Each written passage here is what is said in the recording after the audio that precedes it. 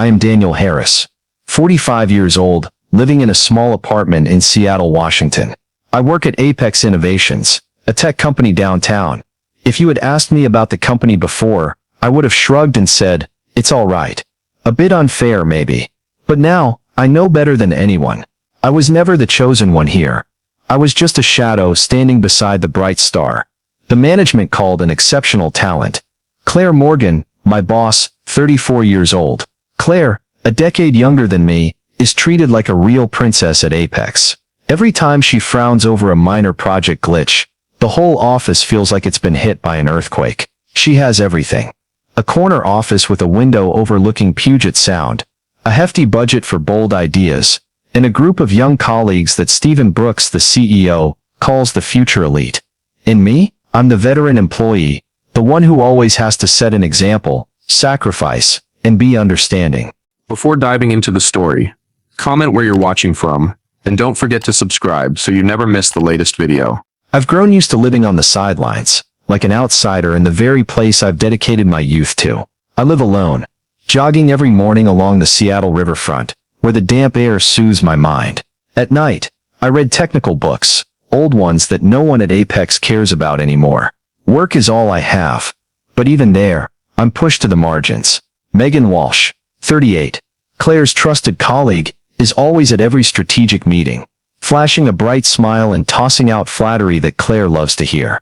Megan and her group of young colleagues are praised as the future of the company, while I'm asked to stay back in the office to double-check data or fix their mistakes. A few months ago, the company landed a major project with Eleanor Price, a powerful businesswoman from San Francisco. This contract could reshape Apex's position in the tech market. I was tasked with preparing the strategic report, a dense document full of data, charts, and plans that I poured hundreds of hours into perfecting. I stayed up late in my quiet apartment, checking every number, rewriting every sentence, to ensure the report was flawless. But deep down, I knew the credit would go to Claire. She'd stand in front of the meeting room, presenting the report as if she'd created it herself. I'm used to being sidelined, but this project was too important, and a small part of me still hoped, however faintly, that this time would be different. I don't hold a grudge, not really. Some days, I'm proud of what I've accomplished. Like the time I helped Claire fix a critical presentation when she was a new employee, struggling with numbers. But she didn't mention me when she got praise from management. Instead, she thanked Megan, who'd only been with the company a few months. Robert Klein always says, "Daniel, you're the silent pillar." But those words feel more like consolation than appreciation. Stephen rarely talks to me directly, except when he needs me to fix a project Claire botched. When the email inviting me to the meeting with Eleanor Price arrived in my inbox, I was sitting at my computer in my small Seattle apartment, the light from the window casting a glow on my desk, carrying the faint dampness of the rainy air. I read the email once, then again. The invitation was brief, just a few lines from Claire Morgan's assistant, asking me to be at Apex Innovations' main office to support the critical meeting with Eleanor's company in San Francisco. The strategic report I'd spent hundreds of hours perfecting would be presented. But the email said nothing about whether I'd present or just sit there like an extra. I wasn't surprised. I clicked to close the email and told myself to stay neutral. I pictured myself at the meeting, dressed neatly in a suit, nodding politely when needed, helping Claire with any technical questions, and leaving before everyone started toasting the contract. I didn't want to linger longer than necessary. Meetings like this usually end with applause for Claire, and if I'm lucky I'll get a nod from Robert Klein with his usual, "Thanks Daniel, good job." But deep down, I knew it wouldn't be that simple. A small part of me still hoped, however faintly, that this time my contribution would be recognized. The strategic report wasn't just any document, it was the culmination of long nights at my computer, checking every number, every chart, to ensure no errors. I worked with raw data, analyzed market trends, and wrote strategies I believed could secure Apex the $1 million contract with Eleanor Price. But I also knew Claire would stand up, present the report as if she'd come up with it all, and Megan Walsh, with her bright smile and flattery, would be right there clapping the loudest. That afternoon, the phone rang. It was Claire. Her voice was soft but carried a sharp edge, like she was reading a prepared script. "Daniel, you're coming to the meeting with Eleanor Price, right?" she asked, not waiting for my answer. I just want to remind you not to do anything too prominent. This is a big meeting, and I need everything focused on the project. You know, don't do anything to overshadow the presenting team.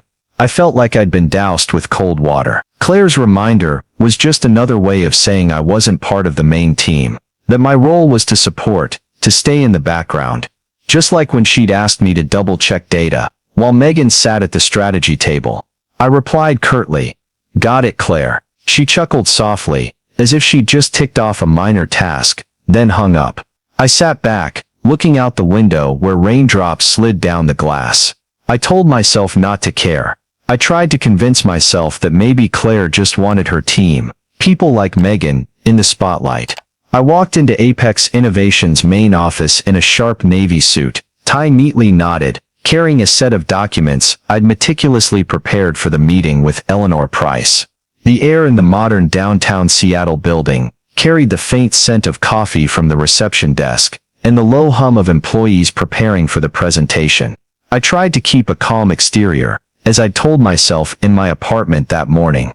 Show up, do my part, and leave early. I stopped at the seating chart, posted on the meeting room door, a hastily printed sheet with names typed carefully. I scanned for my name, going line by line. There was no Daniel Harris at the main table, where Claire Morgan, Megan Walsh, and the other young colleagues were assigned. My name wasn't at the leadership table, where Robert Klein and Stephen Brooks would sit with Eleanor Price. I scanned again from the top, my heart sinking. Finally, I saw my name, scribbled in pen on a separate line. Daniel Harris, auxiliary table, reception area. It took me nearly 2 minutes to process what I was seeing. A receptionist, in a black uniform, pointed to a corner near the front desk. "Mr. Harris, your seat's over there," he said, his tone polite but tinged with unease. I followed, my dress shoes clicking softly on the marble floor. There, next to a row of guest waiting chairs, was a small plastic table, draped in a wrinkled white cloth, with a lone plastic chair. No documents, no projector, no one else assigned to sit there. Just my name, scrawled on a pinned scrap of paper. I stood there, silent, not angry, just engulfed in an empty feeling, as if the world had just confirmed I wasn't truly invited. I was tolerated, just enough so no one had to explain. A soft laugh came from behind. I turned to see Megan Walsh, in a striking red business dress, standing with another colleague. She glanced at me, shook her head slightly, and turned away, her lips curling into a mocking smile. I recognized that smile. It was the same one Megan had given me at a meeting months ago, when she called me the old tech guy in front of the team. I stood there, looking into the meeting room through the glass wall. Claire was beaming, shaking hands with colleagues, and preparing to greet Eleanor Price. Megan and the young colleagues surrounded her, like satellites orbiting a star. I saw Robert Klein adjusting his tie, ready to take his seat at the main table. No one looked my way. No one noticed me standing here, by the shoddy plastic table, like an outsider in the very project I'd sweated over. The strategic report, which I'd stayed up months of late nights to write, was in Claire's hands, printed neatly with her name on the cover. I took a deep breath, trying to stay calm. I told myself not to care. I was used to being sidelined, but this felt different. It wasn't just about not presenting the report. It was about being pushed out of the place I'd given my youth to. I wasn't seen as part of the team, not valued. I was just a handwritten name, a pinned scrap of paper, a plastic chair in a forgotten corner. The sound of footsteps echoed. I looked up to see Eleanor Price walking in, dressed in an elegant gray suit, her sharp gaze sweeping over the reception area. She paused when she saw me, her eyebrows slightly raised. "You're Daniel Harris?" she asked, her voice soft but tinged with curiosity. I nodded, forcing a polite smile. "Yes, I'm the one who prepared the strategic report." She glanced at the plastic table, then back at me, a smirk forming. "How odd," she said, just loud enough for me to hear. "The person who prepared the report is sitting out here, like a janitor. Is this how Apex arranges things?" I didn't respond. Her words cut like a knife, not out of malice, but because they hit the truth. Megan, standing a few steps away, covered her mouth, stifling a laugh, her eyes gleaming with amusement. I stood there silently, still clutching the stack of documents. The emptiness I felt now turned into an undercurrent, not anger, but a stark realization that I didn't belong here. It wasn't a mistake, not an oversight. Claire and the company had deliberately placed me here, in this obscure corner, to make it clear where I stood. But they didn't know that I still held in my mind the things Claire had said, the words she let slip in private meetings when she thought I was just a harmless shadow. And in this moment, standing by the shoddy plastic table, I began to feel a cold clarity, like a blade touching stone. I left the pathetic plastic table by the reception desk and walked straight toward Claire Morgan's private meeting room, where she was preparing before Eleanor Price arrived. Each of my steps on the marble floor echoed steadily. I pushed open the door to the private meeting room, a small space with a walnut table and a window overlooking Seattle's damp streets. Claire was sitting on a leather-upholstered chair, laughing with an assistant, her blonde hair neatly pinned up with an expensive clip. She looked up as I entered, her eyes briefly flashing with surprise, but quickly returning to her usual confident demeanor. "Oh, Daniel, you're here," she said, her tone light, like she was greeting a delivery worker running late. I held up the stack of documents, keeping my voice calm but firm. "My seat's by the reception desk, Claire. A plastic table, all alone." She raised an eyebrow, her lips pursing as if recalling a trivial detail. "Oh right," she said, her voice still airy. "There was a last-minute change. The main table was a bit crowded, you know." I took a breath, keeping my tone even. "And I'm the one pushed out? I'm the one who prepared the strategic report, Claire." She shrugged, a small but dismissive gesture. "You're not part of the presenting team, Daniel. You're not exactly close with management either. I thought you'd be more comfortable in a quieter spot." Her words hit like a slap, not because of the seating, but because of how she said them, as if I were a logistical issue to be neatly handled. I looked her in the eye. "Claire, I'm the one who made that report. I poured hundreds of hours into it. You think sidelining me like this is respectful?" She gave a small laugh, no longer bothering to hide her impatience. "Daniel, you've been out of the team for a long time. You're not really a key part of this group anymore. I'm just arranging things logically." "Logically," I repeated, a bitter taste rising in my throat. At that moment, Robert Klein walked in, dressed in a sharp gray suit, holding a coffee cup. He looked at me, his eyes briefly tense. "Daniel, don't make a scene," he said, his voice low but stern. "This is a big opportunity for Claire. Don't mess things up." I turned to him, trying to keep my voice steady. "You know I was sidelined, Robert. You know I'm sitting at that plastic table." He paused for a second, then nodded slightly, as if acknowledging but unwilling to dig deeper. "I told Claire, you might feel hurt," he said. "But come on, Daniel. You're an adult. Don't take this personally." His words were another knife, sharper than Claire's. "An adult?" he said, as if being an adult meant I had to give up my right to feel hurt, my right to be seen as part of the team. I looked at him, then at Claire, still sitting there with a faint smile, as if everything had been settled. "So because I work alone, because I'm not part of Claire's inner circle, I'm no longer seen as part of the team?" I asked, my voice slow. Robert glanced at Claire, then answered, his tone slightly hesitant. "Daniel, teams change. Everyone has a role, and today your role is to support Claire." I stood there silently, not arguing. Not because I agreed, but because in that moment, I realized no words I said would change anything. But something colder had replaced the hurt inside me. A sharp clarity, like a blade touching stone. And what Claire didn't anticipate was that I knew exactly what she'd said, the words she let slip in private meetings, when she thought I was just a harmless shadow. Words about Eleanor Price, about how Claire called her an old control freak, or someone who just gives orders to feel important. I turned and walked out of the private meeting room. My heart heavy, I looked through the glass wall into the large meeting room, where everyone was gathered. Claire stood in front of the projector screen, her smile radiant, preparing to present the strategic report I'd spent hundreds of hours perfecting. Megan Walsh sat in the front row, clapping enthusiastically whenever Claire emphasized a key point. Eleanor Price, in her elegant gray suit, sat at the main table, her sharp eyes watching Claire's every move. Stephen Brooks and Robert Klein were there too, nodding as if everything was going smoothly. But then I saw Eleanor Price stand up, stepping out of the meeting room to take a call. She passed by me, her gaze briefly flicking to the plastic table, then stopping. "You're still here, Mr. Harris?" she asked, her voice soft but laced with sarcasm, just like when she'd called me a janitor earlier. I nodded, keeping my tone calm. "Yes, I'm the one who prepared the report." She smirked, her eyes glinting as if sizing me up. "How strange," she said. "The person who prepared the report doesn't have a seat in the meeting room. Is this how Apex values its employees?" I didn't answer, just gave a faint smile. I turned and walked straight into the large meeting room, still clutching the stack of documents.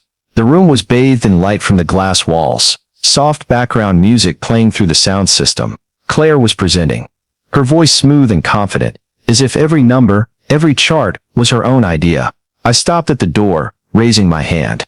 "Sorry, can I say a few words?" My voice was even, not loud, but enough to make everyone turn around. Claire froze mid-sentence, her eyes flashing with panic, though she kept a strained smile. "Daniel, what are you doing?" she whispered, her voice sharp. I didn't look at her. I looked straight at Eleanor Price, who had just stepped back into the room, standing near the main table, arms crossed, eyes curious. "I think it's time to clear a few things up," I said, my voice calm but resolute. "Things need to be put in their place." The room's atmosphere seemed to freeze. A few young colleagues whispered. Megan covered her mouth, her eyes flickering between shock and intrigue. Claire took a step forward, her voice trembling slightly. "Daniel, stop right now." I didn't stop. I looked at Eleanor, keeping my voice steady. "Miss Price," Claire once said, "you're an old control freak. That you just give orders to feel important." A soft laugh came from the corner of the room, but quickly died. Claire's face went pale, her hand gripping the edge of the table. She also said, I continued, "If you gave a long-winded speech at the meeting, she'd turn off the projector and walk out." Eleanor straightened, her eyes sharp as knives, fixed on Claire. "Miss Morgan, what is this about?" she asked, her voice low but cutting, like a blade slicing through the air. Claire stammered, her hands trembling. "No, that's not true. Daniel, you're twisting everything." I tilted my head, keeping my voice calm. "Twisting? Then why did you say Miss Eleanor was just a nuisance you had to tolerate, to secure the contract, that after this meeting, you'd find ways to avoid meeting her?" Whispers in the meeting room rose like a wave. A young colleague covered their mouth, eyes wide.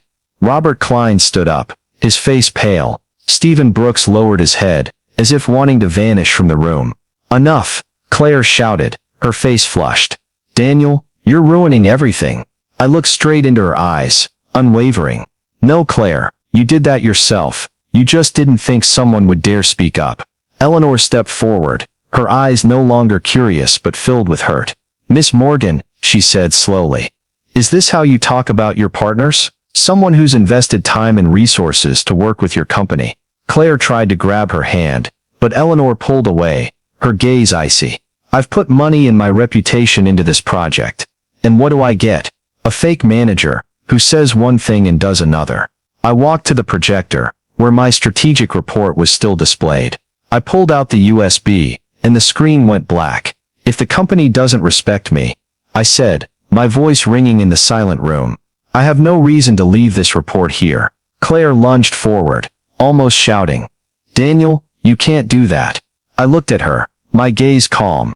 "You said I'm not a key part of the team, so this report doesn't need to stay either." I walked out of Apex Innovation's large meeting room, my dress shoes clicking steadily on the marble floor, echoing in the quiet hallway. Through the glass wall, I could still see the chaos in the room I'd just left. Claire Morgan stood frozen, hands covering her face, as if trying to stop herself from collapsing. Eleanor Price, with an icy stare, was saying something to Stephen Brooks, the CEO, her voice sharp though I couldn't hear it clearly. Megan Walsh and the group of young colleagues whispered among themselves, their eyes shifting between shock and confusion. No one called me back. No one stepped out to defend Claire.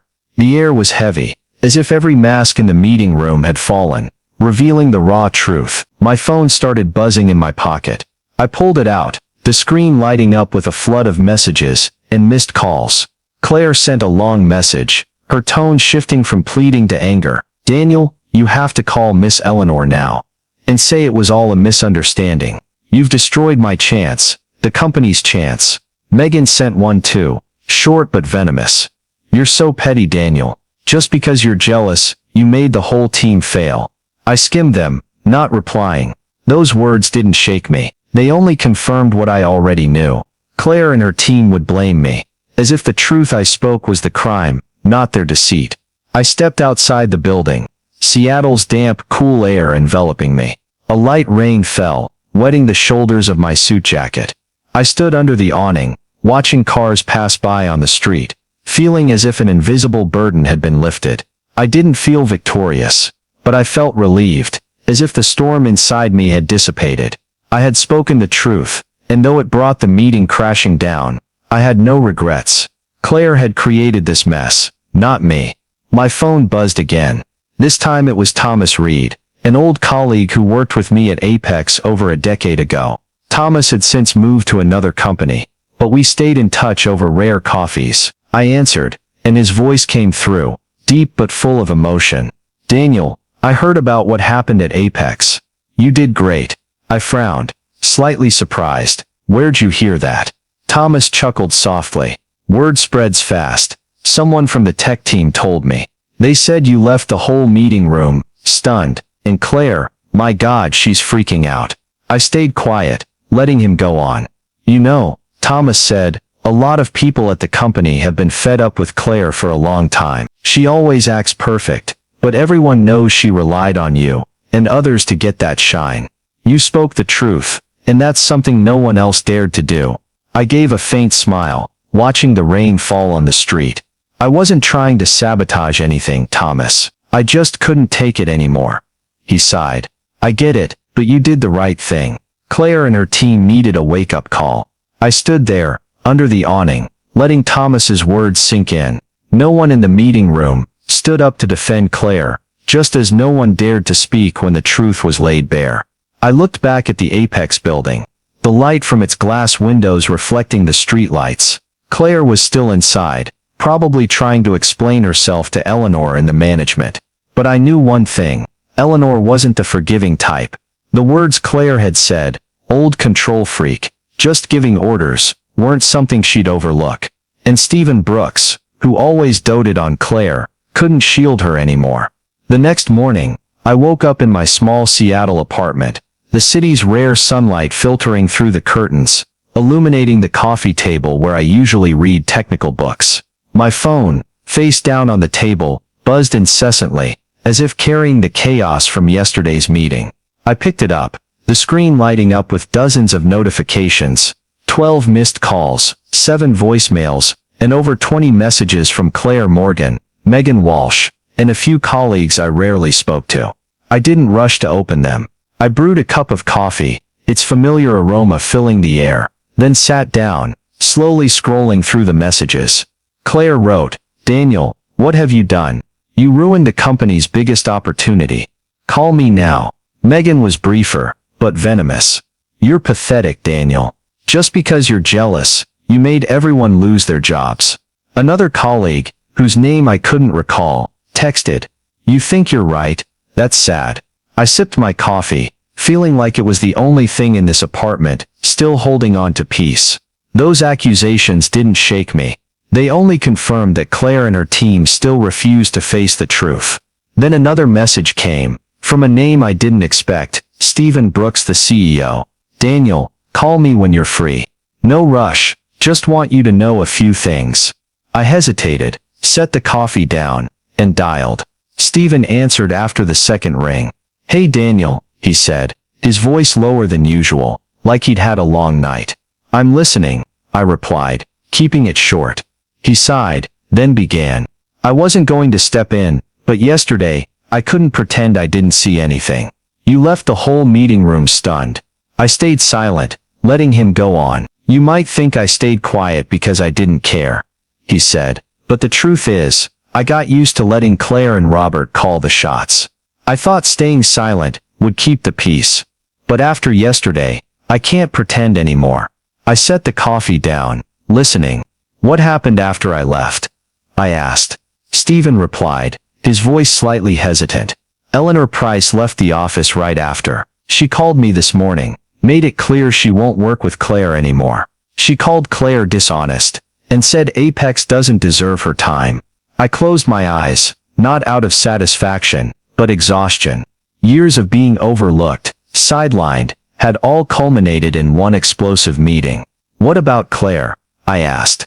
Stephen sighed. She still won't admit she was wrong. She thinks you're the one who stirred things up.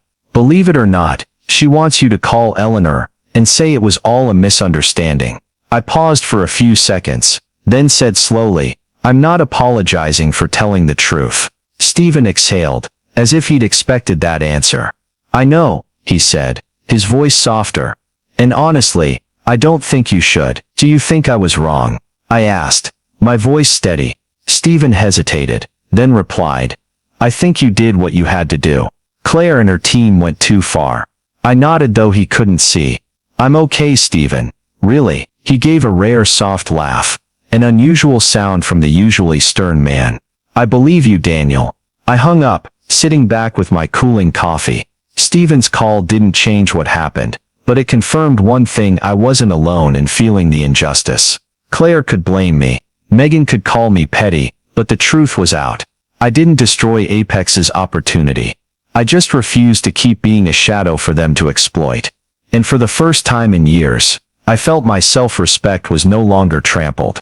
I looked out the window, Seattle's gentle sunlight filtering through the trees. I knew the road ahead wouldn't be easy. I might leave Apex, start over with a small company or a project of my own. But right now, I wasn't afraid. I had spoken the truth, and that was the first step to reclaiming myself. My phone buzzed, a new email. I opened it, surprised to see Eleanor Price's name. Mr. Harris, she wrote. I was impressed by your honesty yesterday. If you have plans for a new project, I'd like to discuss potential collaboration. Reach out when you're ready. I read it again, feeling like a fresh breeze had blown through. Eleanor, who once mocked me at the reception desk, now saw me differently. Not because I sabotaged Claire, but because I dared to tell the truth. Her email was like a quiet nod, a recognition I hadn't expected. I decided to submit my resignation. Not out of anger, but because I no longer wanted to stay somewhere that didn't respect me. Claire could blame me. Megan Walsh could call me petty. And Robert Klein could tell me to grow up. But I didn't need their validation anymore. I had stood up, spoken the truth, and walked away with my self-respect intact. That was what mattered most. My phone buzzed again. A message from Thomas Reed, the old colleague who called yesterday. Heard Claire got demoted. Daniel. You did what no one dared. Proud of you. I smiled, not replying. Thomas's words were comforting, but I didn't need them to feel right. I had done what I had to, not to win, but to protect myself. I stood up, opened my laptop, and started drafting plans for a new project. Maybe a small tech company, or a nonprofit to support young engineers. I wasn't sure yet, but I knew I was ready to move forward. The fear that once kept me tethered to Apex was gone. In its place was a newfound freedom, as if I'd rediscovered myself after years of being lost. My story, I think, is a reminder that silence isn't always noble. Sometimes, it's just what lets others keep trampling on you. In real life, there are times you have to speak up, not to win, but to protect yourself from being crushed again. The truth can cause collapse, but sometimes, collapse is the only way to break free from relationships built on deceit. Courage isn't about fighting. Courage is knowing when to walk away and never look back. The story of Daniel Harris, and my boss sat me outside her meeting. Her client laughed, so I took back my report and left it in ruins. Reflects real issues in today's American workplace culture, especially the fierce competition, pressure to save face, and unfairness in recognizing contributions. In Seattle's high-tech environment, where companies like Apex Innovations represent the dynamic tech industry, Daniel faces injustice when Claire Morgan and colleagues, like Megan Walsh, dismiss him. Seating him at a plastic table, by the reception desk, despite his hundreds of hours on the strategic report. His decisive action, pulling the USB and exposing Claire's deceit, symbolizes defending self-respect in a society where success is often measured by outward flash, rather than true value. The lesson from this story resonates deeply with life in the U.S. today, where many feel overshadowed at work or in social settings. First, like Daniel, you must recognize your own worth, even if colleagues or bosses don't. His dedication to perfecting the report, despite knowing Claire would take credit, shows commitment, but his choice to withdraw it teaches us that loyalty shouldn't be blind. Second, truth, though painful, is a powerful tool for change. Daniel's exposure of Claire's disparaging remarks about Eleanor Price derailed the meeting, but opened new doors through Eleanor's collaboration offer. Finally, the courage to walk away, as Daniel did by quitting Apex, reminds us that sometimes, leaving a toxic environment is the only way to reclaim yourself. In America's individualistic culture, take a page from Daniel, stand up for your self-respect, speak the truth, and don't fear starting over, whether in Seattle or anywhere else. Subscribe to the channel to follow more inspiring stories like Daniel Harris's journey to defend his self-respect. Thank you for watching, and see you in the next video with even deeper lessons.